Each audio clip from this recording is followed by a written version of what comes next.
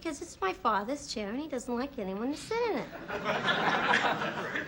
Well, how's he gonna know?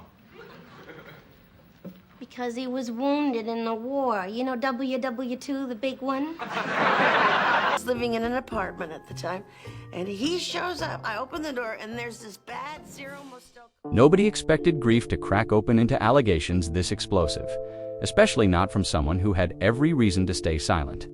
For decades, Rob Reiner has been remembered as one of television's most influential voices, the creative force behind All in the Family, and a filmmaker whose work balanced warmth, wit, and moral clarity, so when shocking claims began circulating about his private life, Hollywood instinctively reached for polished statements and quiet damage control.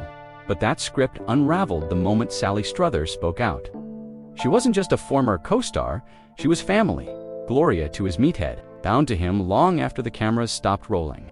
And what she shared reframed everything people thought they understood about his final years.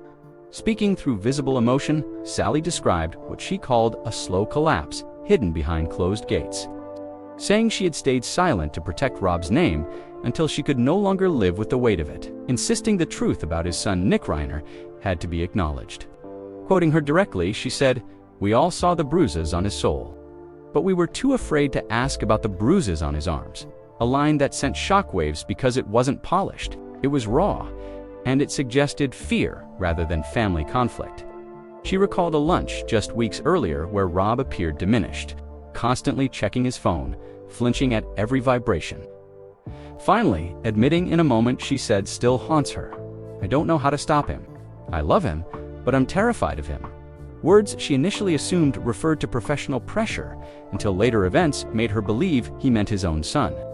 As these claims spread, whispers from Tom Cruise's circle began surfacing, connecting to an alleged intervention months earlier rooted in their long friendship since A Few Good Men, with anonymous sources claiming Cruise witnessed a volatile confrontation involving Nick and warned Rob bluntly that he wasn't safe, an allegation Cruise has never publicly confirmed but that intensified the narrative.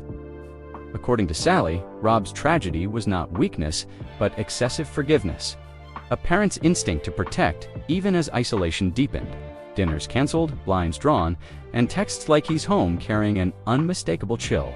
She further alleged financial strain driven by addiction, describing assets quietly sold to settle debts, and recalled a hospital visit after what was described as a fall, saying the bruising looked like a hand, followed by Rob's silence when asked directly a moment she says confirmed her worst fear.